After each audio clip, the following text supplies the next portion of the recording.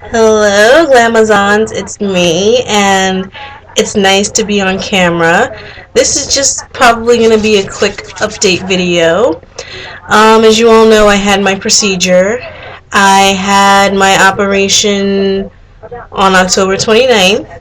I was in the hospital for a little bit, but now I'm recovering. I was on a bunch of medications and stuff like that. Thank you all for the well wishes and the concerns, the prayers. Actually, let me reach over here for a second. Thank you, Deb, for the lovely get well card. Thank you, thank you, thank you. I really appreciate it. This card meant the world to me, cheered me up nicely, so thank you. I will treasure it. So yeah, they took out my appendix, and thank goodness that they did, because it was very inflamed. It wasn't what they expected to see when they cut me open. It wasn't some shriveled up, perforated thing. It was actually, it grew back. It grew back. It grew. It was fully functional. Not only was it fully functional, it was 3 times normal size and ready to burst again. That's just me. My body parts grow back. Like, what the hell? Really? But it did, and I did get to see really cool 3D imaging of it. I got to see color photos of it. It was attached to my colon and wrapped around my ovaries, so that's why I was having so much pain. It was like looped under my right ovary, and that's why they didn't see it when they did the CAT scan. So yeah, but it's out now, thank God, because I didn't want to go through that again. And you know, I've had my follow-up appointments. So far so good. I see a new doctor in December, so hopefully they can figure out what's going on with my ovaries, because when they did the operation, they found that they are 3 times normal size, both of them, and they don't know what's going on with that. So I have more medical tests and stuff following up. Is what it is. So early December, I will see a new doctor and see what's going on with that. Hopefully it's not something crazy. Anyway, 'tis the season, right? Actually, it's because I didn't feel like doing my hair today, but I just wanted to come on camera to say that I'm okay. You know, I'm getting through it, I guess. Wanted you all to see my face. I do have a huge haul coming up. I've been Christmas shopping, and you know how that goes. It always ends up 1 for me, 1 for them. 2 for me, 1 for them. You know, so... Oh. Also, I did want to show you guys really quickly. I forgot this in my last haul video, which I don't know how that happened, but I picked this up at Walmart. It is a lamp. It's a clip-on lamp, so this part clips on, so hopefully I can attach it to my laptop or something to get some better lighting going on. I'm not using it now because it didn't come with a light bulb, as you can see, so I gotta go out and buy a light bulb, and it says that I can only use up to 40 watts, which kind of sucks, but it was only like $6 from Walmart. So if you have a Walmart and you need lighting, check it out. So yeah, I got one of these. So hopefully my videos will look a little bit better. And if you know what you're doing, you can get really cool photos with light. I'm probably going to keep this video short because I'm not fully recovered yet, and this is kind of an uncomfortable position. I can't do a lot of bending, I cannot exercise, I cannot lift anything more than 10 pounds. This is going to be for a while because it was abdominal surgery. I have scars all over my stomach. So yeah, certain things I can't do for a while, but I feel so much better God bless doctors. Seriously, my doctors at the hospital are freaking amazing. Like, yeah, I'm sore. Yeah, I hated the medication, but overall, I feel so much better. Like, I noticed a difference now that that thing is out of me. Um, I'm not fully healed yet, but I can tell the difference. They did a fabulous job. And, Christmas is coming up. If you're, don't forget the doctors and nurses. If you've been in the hospital, don't forget about them. Even if you can't spend a lot of money, it's the thought that counts. Like, really, they're good people. And even just a thank you card or a holiday card or some donuts or, a calendar, something, just do something nice for them. If I'm just tossing that idea out there. My doctors are so amazing. I gave my doctor a pair of sterling silver earrings after my procedure because, seriously, she's just like, oh, you don't have to do that. This is my job. And I'm like, lady, you have improved my life and probably saved my life a couple times this year, so it was the least I could do. I've given her jewelry before, but this time I was like, I'm going to give her something sterling silver. If I could have given her diamonds, I would have. So, and my primary doctor, God bless him, I love the man so much. Like, I really do. Like, my doctor's better than your doctor, I promise you. Like, I wish everyone could have my primary doctor. Dr. Rosenberg is phenomenal. I mean, he's like the perfect doctor. Seriously. This man loves what he does. He's so passionate about what he does. And, I mean, he still does research and everything else. Like, the man's amazing. So, I picked him up some cookies and a calendar, and I'm gonna, maybe, get some fruit and stuff. He's Jewish, so I know he doesn't celebrate Christmas. But I know Hanukkah's coming up, so... and even if it's just a thank you, it doesn't have to be for the holidays. Like, just to show some appreciation.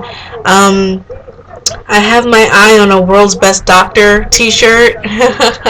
So we'll see. It's hard to find stuff specifically for doctors. It doesn't cost an arm and a leg. Like, hey, you know what I mean? And then this time I'm going to be careful because I bought some pens for him and I dropped them off. He never got them. So next time I give him something, I'm going to make sure I see him face to face and hand it to him. He's such a sweetheart. Like, no one likes going to the doctor. No one likes being sick or, in pain. But it helps when people care. And I always leave there with a smile on my face. So they're just the most awesome people. So yeah, I'm picking up little gifties for him, and I'm gonna either drop it off before Hanukkah or after Hanukkah. Because like I said, I go back to the hospital after Hanukkah, so... Well, actually, during the last day of Hanukkah, I'm back? Something like that. I don't think he'll be there, so I might have to come back. But I only live 20 minutes away from the hospital, so... It's nothing for me to just run down there to drop something off, But I think it's important to do something nice for them. Even if it's just a bag of apples or, a handwritten thank you note. If you're blessed enough to have great health care, like great doctors, because trust me, there are some shitty doctors out there, but if you have a good one, take care of them, let them know you care. It makes a difference. And sometimes they're shitty doctors because they feel unappreciated. You know what I mean? Like, if you let them know that they're making a difference and that they're doing a great job and that you really appreciate them, that's all they want. You know what I mean? Like, they went to med school for a reason. Like, not all of them went to med school to become doctors to get money. Some people really care. They care about people. A lot of the nurses and doctors have big hearts, and the thing they want the most is to know that they've done a good job.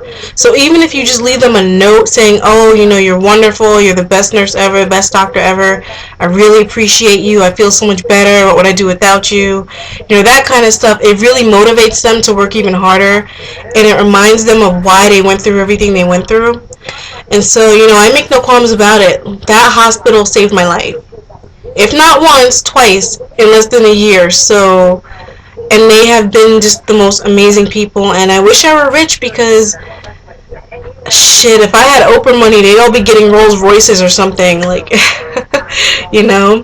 So I think it's just so important to make them feel appreciated. So if you have, I don't care if it's a visiting nurse, if it's a physician's assistant, if it's a technician, if you go get dialysis or something, if these people are giving you their best, the least you can do is say thank you. And I know not everyone can run out and buy gifts for everyone. Some people funds are tight, but it's the thought that counts. They want to feel appreciated. Trust me, it matters to them just to feel appreciated.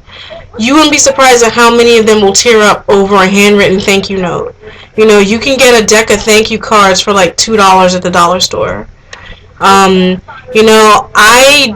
basically have finished my Christmas shopping early. Yay! Which is a first ever for me. Ever. And I went to Atlantic City last week. I want to say last weekend. And, I don't know, time's flying. My sense of time, these prescription drugs, my sense of time is just, But, so I won a little bit of money. But hey, extra money is extra money, so, I want to do something nice for my doctor, even if it's just giving him a bushel of apples, cookies, something he can share with the office or take home to his two little girls. It's just the thought that counts. Even though he told me not to get him anything, I don't care, Dr. Rosenberg, I'm gonna get you something anyway. He's so funny. Like, I wish you guys knew him. Like, if you guys knew him, you guys would love him. Like, I swear, best doctor in the whole damn world. And like I said, my surgeon, Dr. Levine, she is freaking incredible. Like, that woman is skilled. I love her to pieces, and she's such a sweetheart. Like, I have never given doctors gifts in my life until last year and this year. And for her, like I said, I just bought a bunch of jewelry because like I said, I wish I could give her diamonds. She's so kind, she's so caring, she's good at what she does. I have nothing but nice things to say. And then there's my beloved Dr. H. I love that man. He's such a great doctor too. Like, and it's great that these doctors are actually really good. Like, they're really good at what they do. So, anyway, enough about that. I'm hanging in there. Happy holidays, because I know Hanukkah is definitely coming up if you're Jewish. I don't know, maybe there's some Muslim holidays coming up too. I know one passed not that long ago, and it's like pie season and stuff. I love this time of year. I'm thinking about a cup of hot cocoa right now, even though I really kind of have to change the way I eat because of what's going on. So, yeah. Speaking of Muslim, I've actually kind of delved into learning how to fast a little bit because of, like I said, what's been going on with my colon and everything. Sometimes I can't eat a lot. Like, it hurts, or it's just not good. I have a lot of inflammation and stuff going on, so I've been slowly learning how to fast. I realized I don't need to eat every day. I just don't. And I noticed that I feel a lot better when I don't eat. As much as I love to eat, the truth is I feel a lot better when I don't eat, or if I, go really slow or eat really light. And before my operation, I had to go 2.5 days without eating. I had to be like just liquids, clear liquids, because they were doing abdominal work and they didn't want any fecal matter and stuff like that. And I noticed it was hard. Like, honestly, it was hard. No one likes to not eat. No sane person likes to not eat. So it was hard. But, I was getting headaches. But I wasn't doing any vigorous activity, so it was okay. And I just noticed I felt a lot better, though, without eating so much. Like, I really felt better. My body felt better. So, I realized I don't need to eat every day, and that maybe I'll cut back. Maybe I'll only eat 6 days a week. Maybe I'll only eat 5 days a week. Or maybe I'll just alternate. On certain days, I'll just have liquids, just water or broth or something like that, because it's easier on my system, and I'm just noticing that I feel a lot better, because like I said, I had a lot of adhesions inside my cavities, and the surgery was supposed to take 40 minutes, and it ended up taking over 2 hours, because that's just how much was going on with me. and I was under anesthesia, and it was complicated. They ran the complications, so it was supposed to be 40 minutes, and it ended up taking 2.5 hours. Um, so I think my body has a lot of healing to do, and so long story short, I'm learning how to fast. I realize it's not good if I sit back and eat a big meal. Or if I eat a lot of heavy foods, it's just not working well with me anymore. I'd rather eat light than be in pain, quite honestly. And, of course, there's going to be certain times in the month where I'm just like, fuck it. When your period's about to come, girls, you eat everything that's not nailed down. You know what I mean? Like, there's just a couple days out of the month like that. But I'm realizing that it's best to give my body a break sometimes, especially with what's going on. It needs to heal, and the healing is more important than my stomach right now. So, drinking a lot of tea, a lot of water, a lot of hot broth, things like that. And so far, I do it once a week. But I think I'm going to alternate, especially if I have a day like when I went to New Jersey and I ate a lot of junk food. I was feeling terrible. And so I said, okay, if I'm going to eat heavy one day, the next day I'm going to eat completely light. If I, maybe not even any solid foods. You know what I mean? So I'm just learning to be a little bit more balanced, and, maybe this will help you too. And I realize you really don't need to eat 3 times a day. Can't get it out. You don't need to eat 3 times a day, 7 days a week. You don't.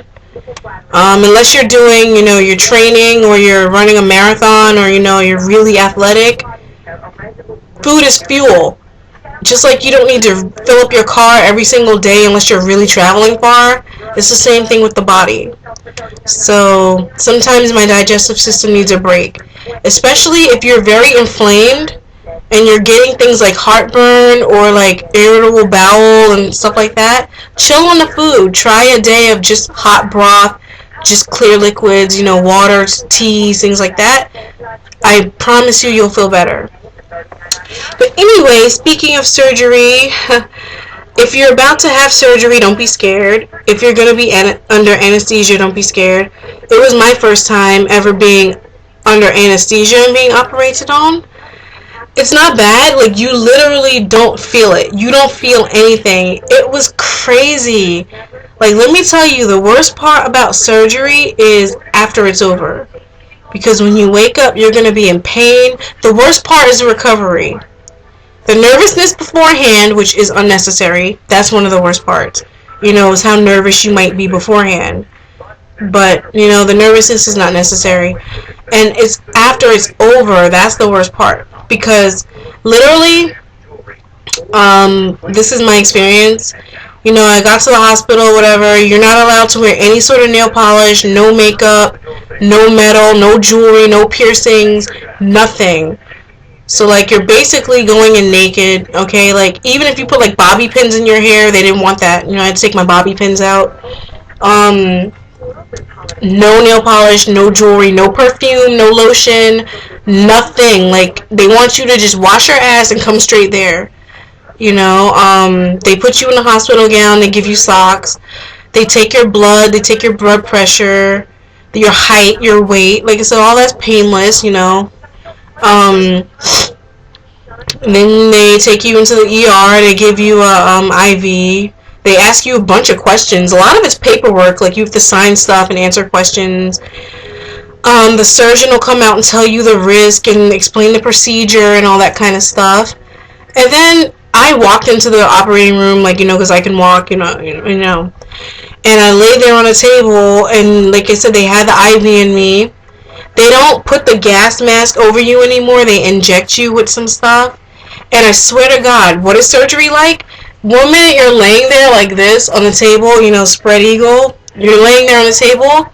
Next thing you know, everything just goes black. Like, your eyes are shut. That's it. And then the next thing you know, you open your eyes, and they tell you 2.5 hours have passed and that it's over. It's literally like closing your eyes and then opening them. Except you don't hear, you don't see, you don't smell, you don't taste. You're not aware of anything. It's like it never even happened. It's like someone has to tell you that you had surgery because you're not gonna know. You know what I mean? Like all you know is that you walk into the operating room, all of a sudden everything goes black, and then all of a sudden you wake up somewhere in a lot of pain. That's what it's like. You don't see the procedure, you don't hear it, you don't feel anything, so there's nothing to be scared of. You know what I mean? You have no clue what they're doing to you. So if you're gonna have surgery, it's okay. You know, it's not as scary as I thought it was gonna be. Not at all. Like I said, you just wake up and it feels like, literally feels like 30 seconds passed. You know, it feels like your eyes were closed and that someone blocked out all your senses for like 30 seconds. You know, you lose your sense of time and everything. It's crazy. So it really wasn't what I expected it to be. Modern medicine, thank the Lord, right? And so yeah, and then when you wake up, you know, you're gonna be really hurting depending on what was done. And that's the roughest part. The roughest part is the recovery, and then you have to take all these medications. Even if you had minor surgery, they're gonna make you take antibiotics and stuff. So I came out the hospital with originally 7 medications, but they took it down to 6. And that wasn't fun because I've never been on so much medicine in my life, ever. I don't even have allergies and stuff, so I didn't like that. But you have to take it. And they gave me like these super illegal narcotic drugs to take, like codeines, which wasn't even helping. My pain was severe. Like I had Percocets and codeines, didn't do anything. But I fucking hate those drugs so much. Like they really fuck with your head. Like I didn't even feel like myself.